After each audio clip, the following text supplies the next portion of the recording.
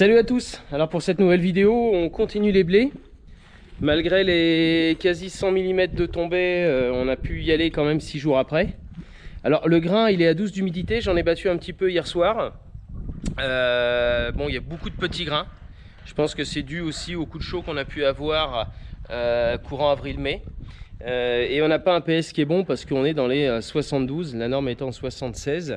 Alors j'ai commencé dans du Sacramento, une petite parcelle avec peu de potentiel. Donc là maintenant on va attaquer les grosses, j'espère vraiment que ça va s'arranger. J'étais les livrer à la COP, d'ailleurs il me reste une petite trémie sur la machine à faire. Et ensuite eh bien, on va aller tout simplement le stocker dans les cellules. On va attaquer une variété qui s'appelle Absalon. J'ai hâte d'essayer et j'ai surtout hâte d'avoir une meilleure qualité. Donc pour vider dans les cellules, en fait on prend la vis à chariot. Il va falloir qu'on l'installe au-dessus. Et en fait on vide avec l'ébène par la petite trappe que je vous montrerai tout à l'heure.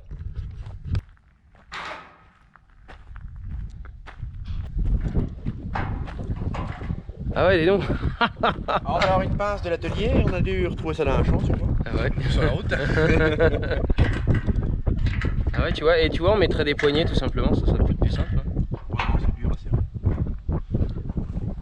Allez, je vais m'occuper de vider ma dernière petite trémie pour être sûr et certain du rendement qu'on va avoir dans cette parcelle. Mais la bécane annonce dans les 63, 64. Ce qui est pas mal pour cette petite parcelle parce qu'elle est quand même très humide, une grosse partie est humide. Mais j'espère vraiment qu'on fera mieux parce que le potentiel était quand même meilleur. Mais bon, entre le sec et surtout la flotte qu'on a eue, regardez un peu l'état de la machine.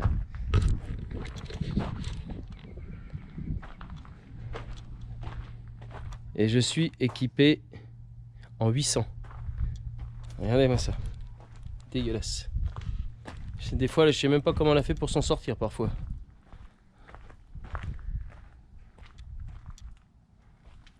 Et voilà, ça va être notre quotidien pendant une semaine dans les blés.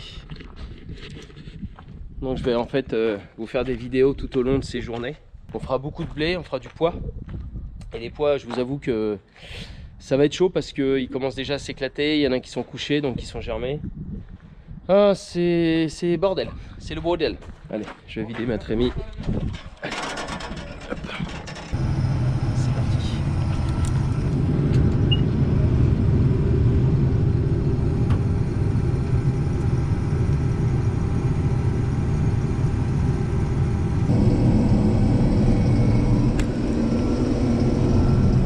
Allez. On va les mettre en place la vis à chariot dans les cellules. Enfin dans une cellule, parce que j'ai qu'une vis à chariot. Et ensuite j'irai emmener ma benne à la COP parce que cette variété là je l'emmène à la coopérative. Bon, on commence par laquelle? On va mettre dans la grillagée. J'aime bien quand tu dis la grosse, parce que c'est pas ce qu'il y a plus gros. Donc en fait on va quand même expliquer aux gens ce qu'on va faire. En fait, c'est quand même celle-là qu'on a le plus gros. Ouais. Donc voilà, tout est prêt. Oh, il y a de la corde, dis donc. Tu te serais pas fait baiser l'année dernière? Ça a été. Attends, on va quand même vous montrer. Il faut que on ouvre les chapeaux. Ah ouais, puis on est en plein contre-jour. Bon bah voyez où il y a le soleil? Juste à côté.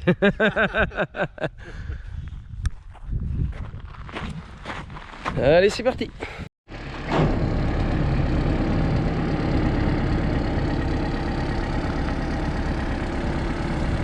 Donc là on vient de mettre notre vis à chariot. Voilà. Donc voilà le drain. Je le repositionnerai quand il y aura un peu plus de grain dans la cellule. Parce que si je tombe ce serait con. Donc pour vous expliquer, on reculera la remorque ici. Et on bêlera directement ici. Donc voilà ce que ça donne. Tac. Bon, je vous expliquerai pas comment j'ai fait pour enlever le chapeau et puis positionner le drain là-haut.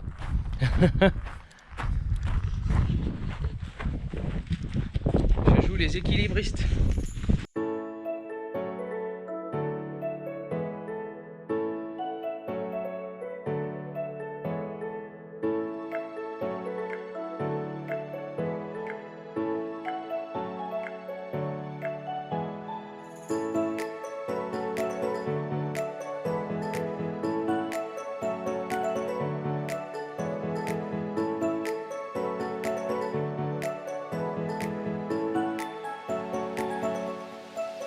Allez, direction la COP.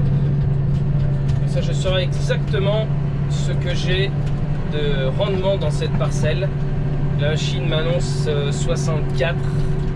Et je pense que vu le poids spécifique que j'ai et vu le tonnage des dernières bennes, elle a été plutôt précise.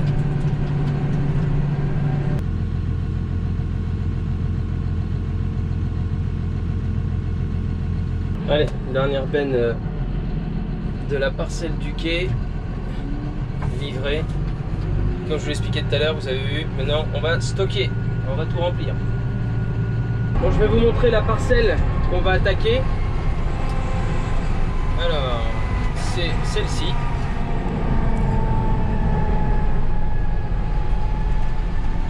Voilà.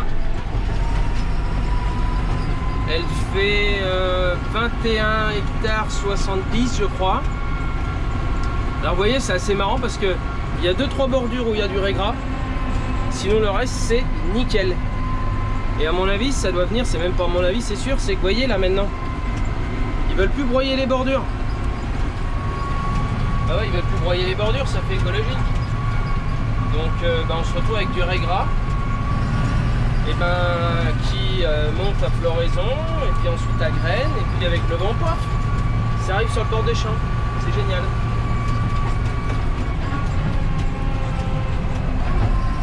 Alors j'attends beaucoup de cette variété, c'est de l'Absalon. J'ai une très jolie parcelle, propre, bien dense. Mais le problème, ça reste encore le poids spécifique. C'est ça qui m'ennuie un peu. C'est cette parcelle-là d'ailleurs qu'on va stocker pour la livrer plus tard. Ça m'évite de vendre à la récolte. Alors on va descendre. Si j'ennuie pas les gens, il n'y a personne sur la route pour le moment. On va croquer un peu dedans. Allez, personne, c'est bon. Vous voyez, c'est quand même encore humide. Hein. Donc vous voyez, il n'y a que du régras le long de la chinte. Et après, c'est nickel.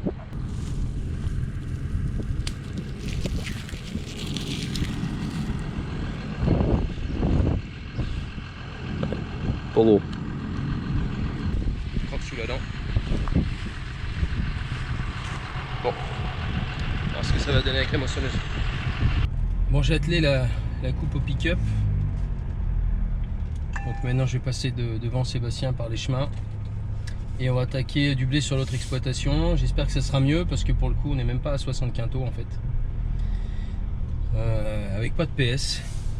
On pensait avoir une super belle année. Bon après c'est un blé qui était derrière une orge. Donc un blé de paille on dit. Il y a toujours un peu moins de qualité. Là on va attaquer les blés où on a fait du pois et de la févrole. Ça devrait être mieux j'espère parce que ça met pas le moral. Hein. Vas-y comme ça.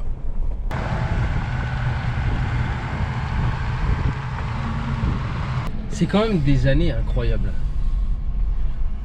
En orge, je fais directement 2 cellules au semoir, sans tri, sans traitement. On fait 80 cathos quasiment, ce qu'on n'a jamais fait. Puis là, on s'attend à avoir des blés magnifiques, chauds, flotte 100 mm en 14 juillet. Et puis ça fait de la merde. C'est vraiment un métier bizarre. Bon là après on a fait la parcelle comme je vous expliquais, la moins bonne, l'une des moins bonnes. J'espère qu'on va se remonter le moral sur les autres. Allez on y va.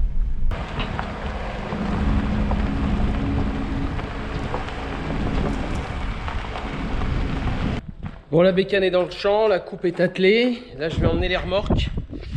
Alors j'en ai profité pour changer le positionnement de la trappe. Vous voyez ça? L'ouverture des portes normalement.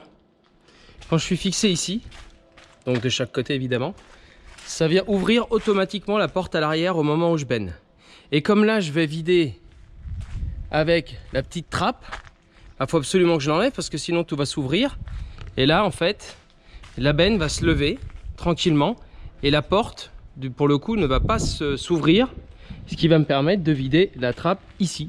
Donc voilà, de chaque côté. Et j'ai fait la même chose avec la Legrand. Donc normalement, pour que la porte s'ouvre automatiquement, on est fixé ici. Et là, je l'ai enlevé tout simplement. Ce qui me permettra aussi de benner avec la petite trappe qui est ici, au-dessus de la vis à chariot, tout simplement. Allez, je me dépêche.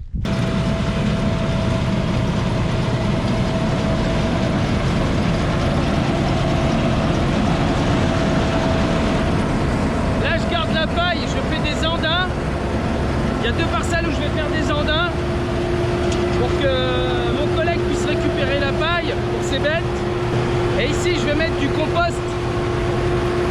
Comme ça, au moins, ce que j'exporte pourra être réimporté en matière organique.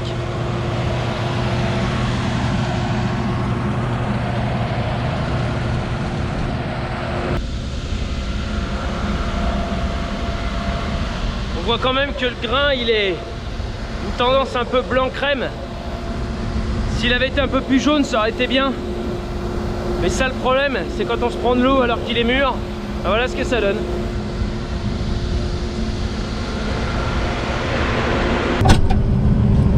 Alors Sébastien, qu'est-ce que ça donne? T'avais un peu de perte? Un tout petit peu, j'ai trouvé 3 grains. C'est rien. 3 grains, c'est toujours trop.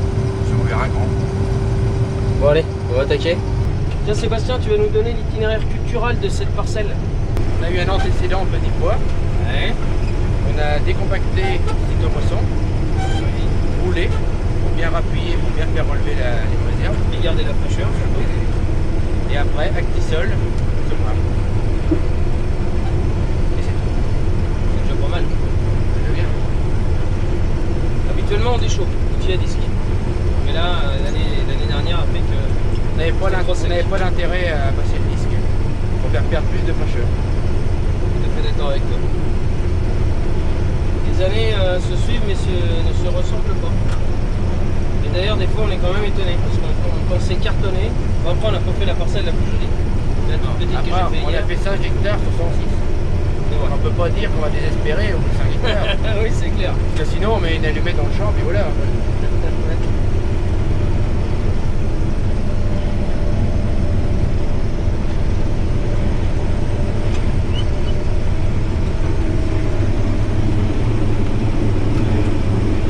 Allez, première benne dans la cellule, dans la première cellule.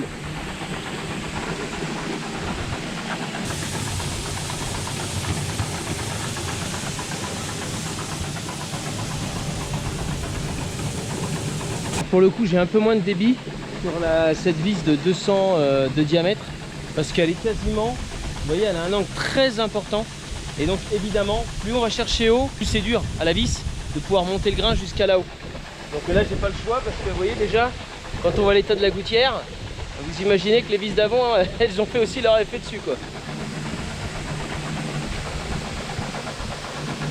Je vois que Sébastien, dans une parcelle, je vois qu'il a attaqué l'Absalon.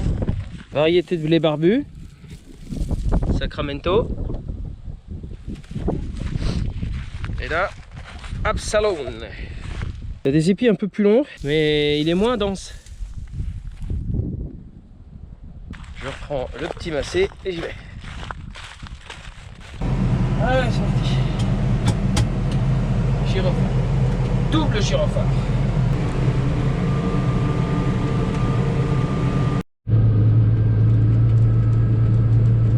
En fait, je transfère le blé là d'une ferme à une autre.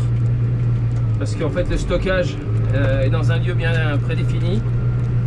Et même sur les chemins, il y a de la flotte encore partout. Il y a des grosses flaques d'eau. Bon, après, il fait quand même 30 degrés avec du vent, ça devrait sécher, mais c'est quand même vachement tombé parce que c'est pas retombé depuis que 5 jours. Et il y a toujours de l'eau dans les flaques, dans les passages de roues, sur les chemins. Et je pense que quand on aura fini de battre, on aura encore de l'eau dans les frayers de tonnes. Voilà, de retour dans la moissonneuse. Donc Sébastien a pris ma place. Puis on a un petit peu la bourre parce qu'en fait, comme on emmène les bennes sur l'autre exploitation qui a allez, 5 km, mais le problème, c'est que comme on fait la vis, on vide dans la vis à chariot, ça met un peu plus de temps, plus la route, plus un champ là où Sébastien a tapé dans les grandes raies, ce qui fait qu'il perd beaucoup moins de temps à toujours tourner quand on est dans les coins. Et ben, on est à la bourre, il ça a l'air de pas trop mal marcher, donc c'est bien.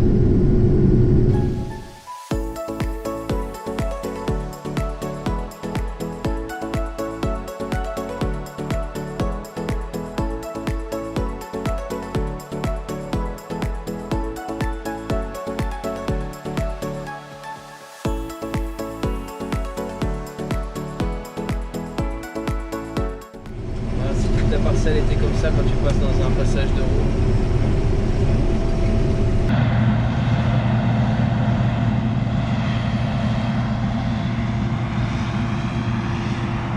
Bon, il est 19 h, remplacement, ça a pas mal avancé. On va réussir à faire notre parcelle de 22 hectares dans la journée. Ça c'est bien, je vous montre un peu le blé.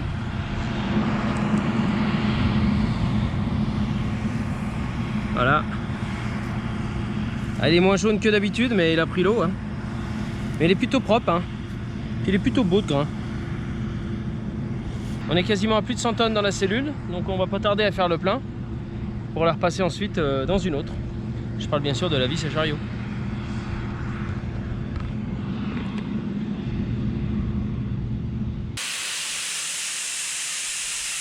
Ça se remplit bien.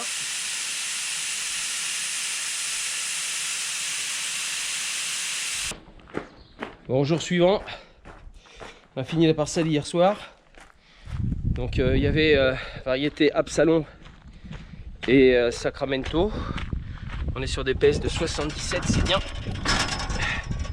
Mais bon, 65 qui a un taux de rendement. Je m'attendais vraiment à plus. Et ce matin, on a un problème avec la moissonneuse. On n'arrive plus à régler le rotor en vitesse maximale. Il baisse mais il monte pas. Et voilà. Bon, ça peut pas bien se passer, hein. Bon, après la machine elle a un peu d'âge, c'est normal aussi. En fait, on a chanté le capteur. En fait, vous avez deux petits capteurs au niveau du rotor, au niveau de la vitesse. C'est pour éviter d'être trop bas et surtout d'être trop haut. Et en fait, on a chanté le capteur. Vous voyez, c'est à ce niveau-là. Voilà, c'est là-bas où la chaîne tourne d'un côté ou de l'autre pour augmenter ou baisser la vitesse du rotor. Et il y a des petits capteurs. Et ce qu'on a fait, c'est qu'on en a chanté un. Donc on sait qu'il ne faut pas dépasser les 1100 tours. On n'ira pas plus haut. Et puis on se dépannera tranquillement cet hiver. Là, il faut y aller. Donc là, ce matin, les remorques sont vidées. Et on va garder notre semence. Donc on prépare les big bags. On a une trémie complète d'Absalon. Non, de Sacramento. Donc on va le mettre en big bag. Et ensuite, il y a un gars qui viendra le trier et le traiter.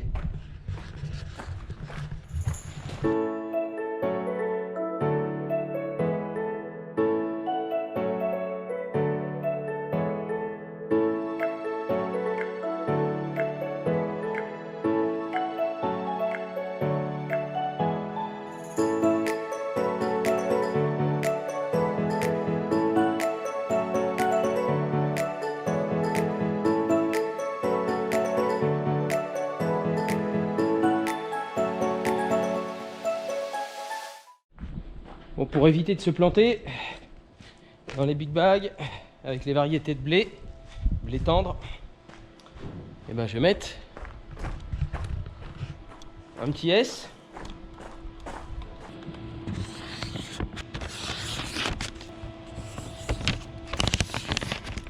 Et voilà.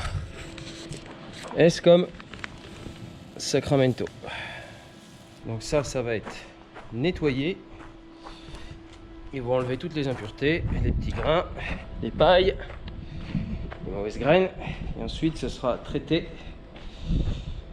Traitement de semences, surtout fongique. Et puis après, on n'aura plus qu'à semer. Donc, je vous parlais de stockage. En fait, voilà, je suis en train de remplir ces deux-là. Donc, je mets quasi 100 tonnes chacune. Il y en a une qui se prépare plutôt pas mal.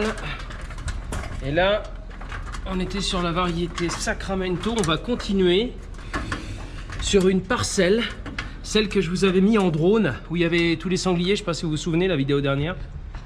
Alors voilà ce que ça donne. Voilà. Petit montage maison pour tenir le tuyau. Bon, par contre, ça fait haut. Comme je vous expliquais, cette parcelle de 13 hectares 71 qui s'appelle les Grès, on n'a jamais rien fait. À part du millet l'année dernière qui était du caca, et ben en blé ça me paraît d'être pas mal. Mais bon, cette année j'ai quand même des illusions, surtout sur le blé. Donc si déjà je fais 50 quintaux dans cette parcelle là, ça sera déjà pas mal. Voilà, donc ce qui serait bien, c'est que je la stocke aussi. Mais pour la stocker, j'aimerais qu'elle ait un PS d'un minimum de 76. Donc un poids spécifique qui soit à la norme. Sinon, ça part en coupe. Un vrai temps de moisson là. 30 degrés, un peu de vent, du soleil. Ça fait plaisir. Ça serait bien aussi pour les vacances.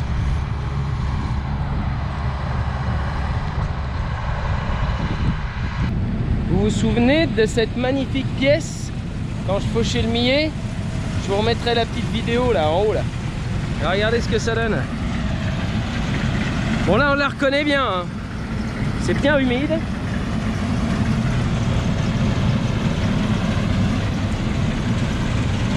pH à 6,1 ou 6,2 je crois. C'est pour ça que je vais remettre du calcaire cette année. Là vous avez compris qu'on gardait la paille. On va l'enfouir avec le déchômeur à disque. Parce que ça fait des années qu'elle est en jachère. Je vais y remonter le pH avec du calcaire. Et on va en profiter pour aussi remonter un peu le taux de matière organique malgré la jachère qui est toujours restée là.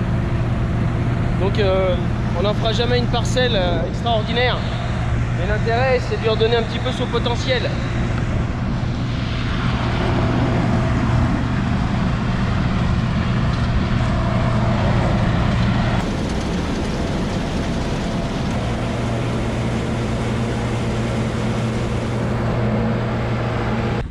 Cette parcelle-là, en fait, elle a été aussi longtemps en jachère, en plus de, on va dire, son improductivité. C'est qu'elle est super humide, parce qu'on est drainé, mais on est drainé avec de la poterie. Vous regarderez sur internet comment c'est. C'est des tuyaux de poterie alignés les uns après les autres. Et là, Seb arrive, je lui ai dit de repasser de l'autre côté, parce que, regardez un peu. C'était comme qui dirait juste, oh punaise! Et là, bah moi aussi tiens.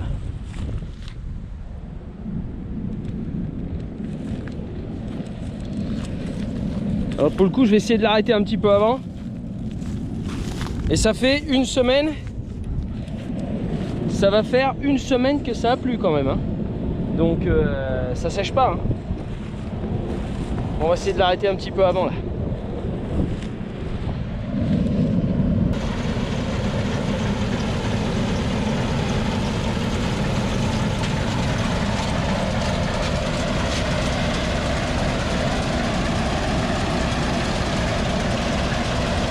Regardez ça, comment ça?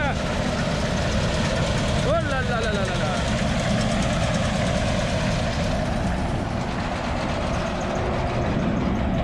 Eh ben, il était temps, hein. Alors L'espérance de peut-être.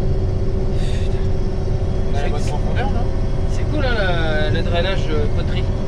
Ouais, ça Hein? marche bien. Ça marche super. Les résultats sont là. Hein. Bon, qu'est-ce que tu penses de cette magnifique parcelle, Sébastien, où tu m'avais bien laissé faucher le millet, bien galéré Moi j'ai fait ça. Ah ouais. Alors j'ai failli m'embourber. Toi tu vas où c'est sec. Ah bah, je vais y aller si t'as peur. Comme on fait pas le même poids, normalement je devrais peut-être arriver à passer. Ouais. Mais très mi-pleine ou très mi-vide, ça fait pareil. Ah, c'est incroyable.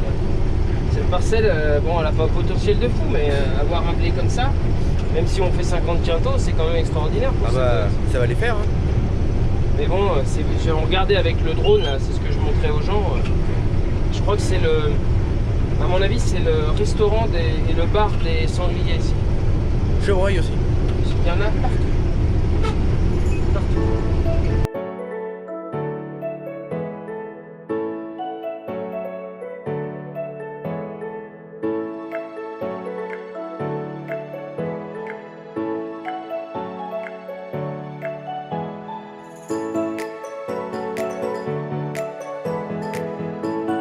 Première benne des grès que je vais livrer à la coopérative. Parce que ce que je stocke, je vois vraiment qu'il y a un poids spécifique aux normes. Et là, à mon avis, je dois être un peu en dessous. Donc, je préfère le livrer tout de suite. Et comme ça, je serai tranquille. Eh ben, qu'est-ce que c'est cool la clim. Et les cabines hermétiques. Voilà. Regardez-moi ce tas de sangliers là. Attends, bouge pas. Qu'est-ce que c'est que ça? Vraiment ça? Oh là là là là là, mais tu m'étonnes que c'est un champ militaire. Regarde ça, ils sont au fond là-bas. Donc voilà mes sangliers là. Regarde-les, ces salopards. Temps fort si je peux essayer de les avoir autrement. Donne-moi ça, il y en a partout. Partout.